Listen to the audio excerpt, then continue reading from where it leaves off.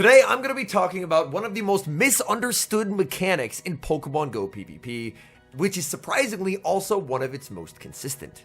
My name is Home/Henry, I am one of the casters for the Pokemon Go Championship Series, and today I'm going to be talking in depth about the mechanic of switching in Pokemon Go PvP, and how to better understand a mechanic that, once you look just a bit under the surface, is surprisingly consistent.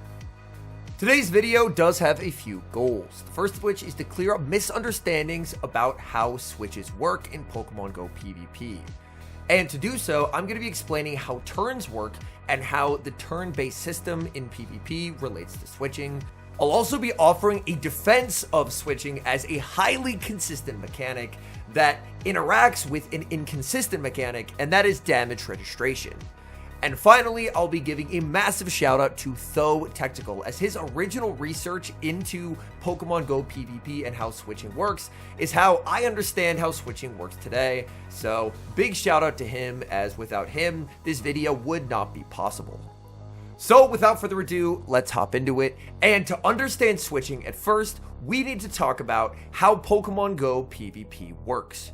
Pokemon Go PvP is built off of a turn-based system. Every turn in Pokemon Go PvP is exactly 0.5 seconds of real time. You can see this in how fast moves work.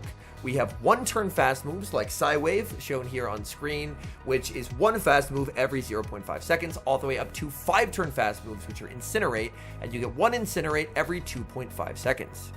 This means that most every action that occurs in a game of Pokemon Go PvP will take at minimum one turn or 0.5 seconds to resolve. So every one turn fast move you click, like a Psywave, will take 0.5 seconds. Obviously, if you click a Shadow Claw, that would take 1 second or 2 turns, since it's a 2-turn move. Clicking the Charge Attack button will cost 1 turn or 0.5 seconds to resolve. Now, switching, for the most part, a switch will also take 0.5 seconds to resolve, but in some circumstances you can get a 0-turn switch. But first, let's talk about the scenarios in which switch costs 1 turn. Any switch that occurs as soon as a battle begins will always cost 1 turn. This means that in that secondary matchup, you will always be 1 turn behind until a charge move is thrown. Let's look at this example here, which features Typhlosion into Swampert. If I save switch into my own Swampert, I am now behind a turn, which means that when I try and throw my Hydro Cannon, it's not yet available. Normally, Swampert for Swampert, this would be Charge Attack priority, but due to the fact that switch took 1 turn, I am 1 turn behind. I click my Hydro Cannon and we visually see the Mudshot go through, confirming that for the remainder of this matchup, I will always be 1 Mudshot behind. What my opponent demonstrated here is something that a lot of high-level players understand, and that's if your opponent switches into a mirror down a turn, if you throw first, you can actually deny a full Mudshot sneak, and for the remainder of that battle, be ahead by a fast move and guarantee that you win that matchup. Let's take a look at that exact same scenario. However, now my opponent is not going to throw instantly, and you're going to notice something. If my opponent does not throw instantly, then I can actually throw my Hydro Cannon here, and I will be able to get that turn back. Because now my opponent has 6 Mudshots of energy, I have thrown all 5 of mine, but the moment they throw, I will be able to sneak and catch back up.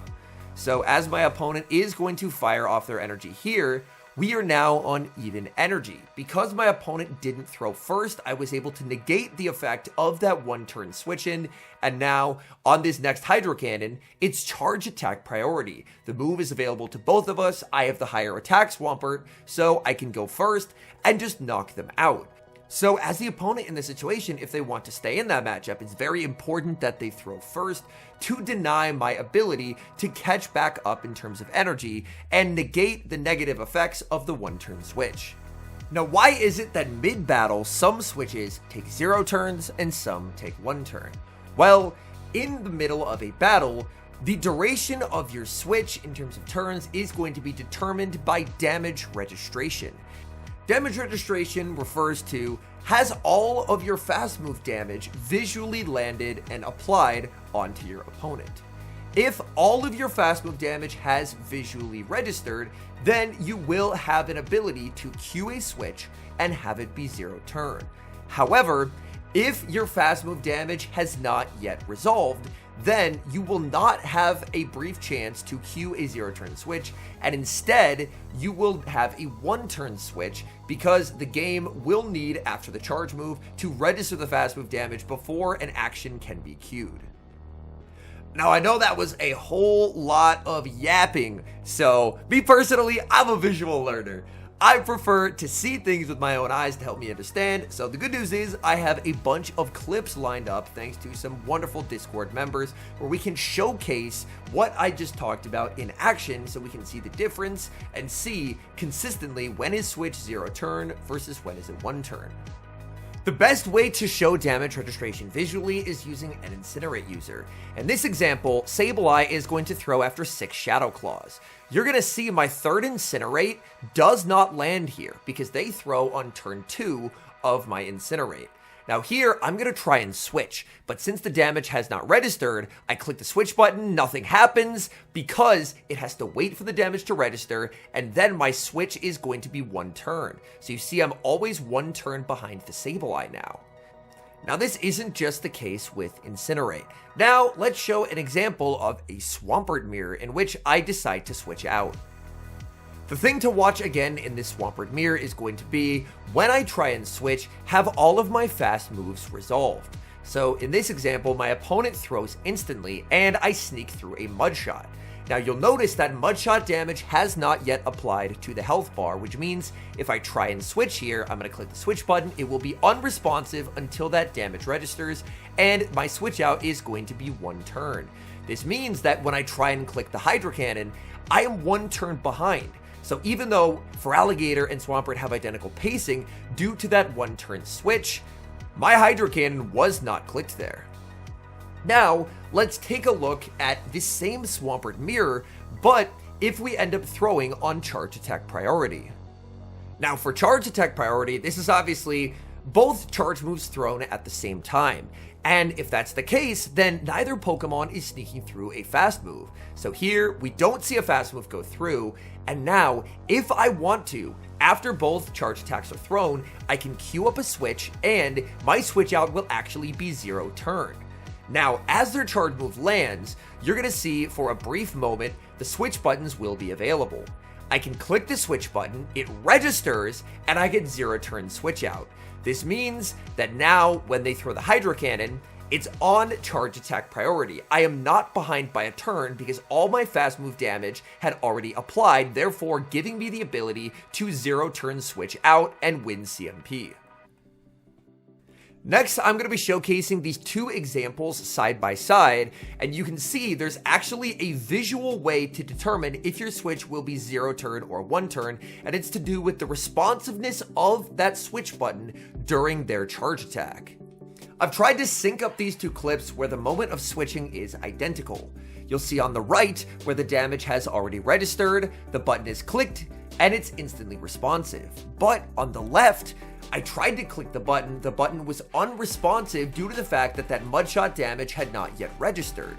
Once it registers, then I can switch out, but I'm behind by a turn. This distinction is so important that I'm actually going to re-show these clips at 40% speed. The Hydro Cannon comes through on the right, the switch button is responsive, I get 0 on the left, I have to wait, and you can visually see on the health bar, I'm going to pause it here in post.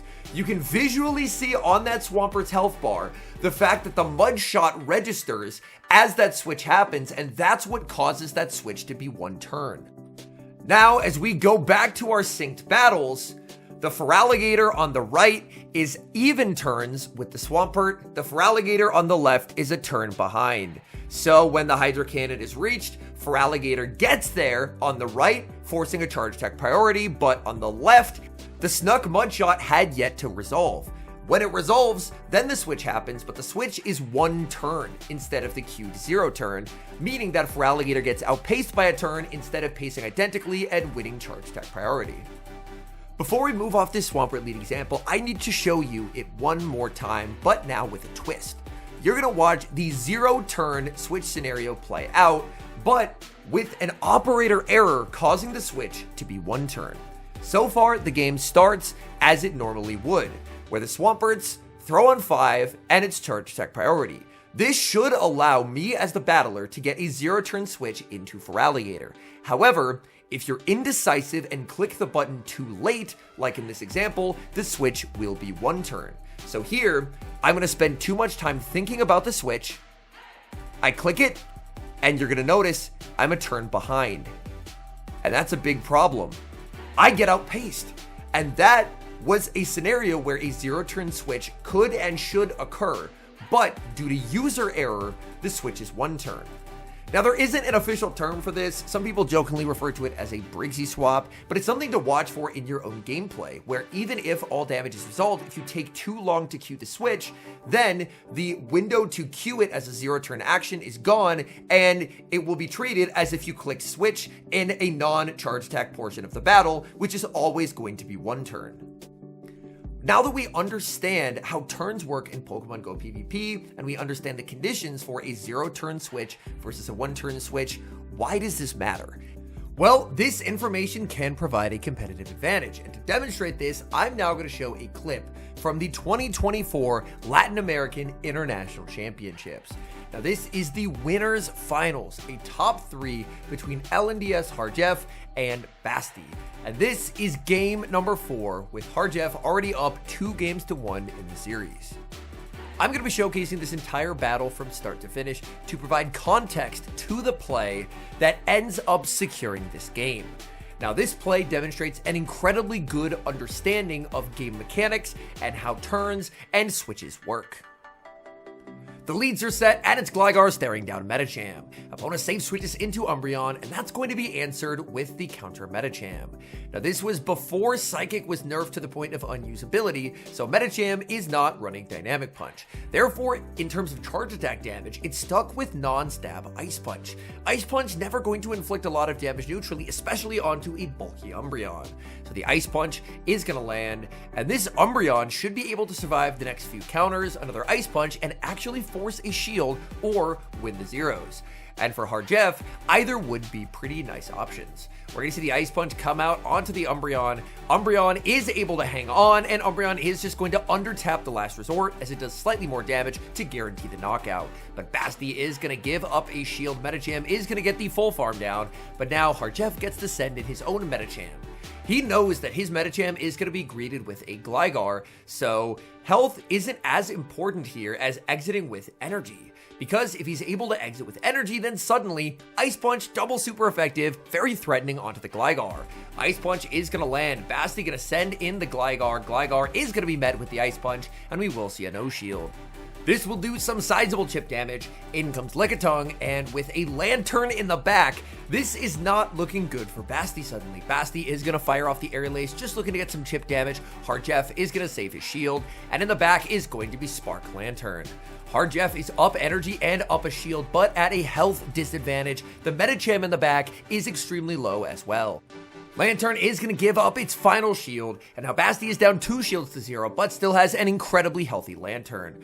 Harjeff is going to no shield here, calling that it is just going to be the Surf Bait. That is a very nice call, and now he will get to fire off the Power Whip. Power Whip is going to connect big damage onto the Lantern. Lantern continues to farm. Lantern now at the back-to-back Surfs.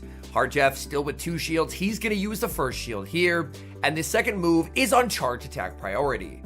Now this is where we're going to pause the game. Let's use our new understanding of how turns and switches work in Pokemon Go PvP to help analyze this endgame scenario. First off, let's discuss the facts. This is a charge attack priority tie. Lickitung is going to have to give up its final shield in order to fire off the Body Slam to KO the Lantern. We do know there's a little bit of energy residual on the Medicham and a little bit of energy residual on the Gligar. Whoever in this endgame makes it to the charge attack first is going to win the game. Once Lickitung KOs Lantern with Body Slam, Gligar will be brought back onto the field. When Harjeff clicks the switch button, it will not be queued as a part of a charge attack, so it will be 1 turn, meaning he'll be a turn behind Gligar in the race to the game-winning move. So how does he fight back? He fights back with an undercharge.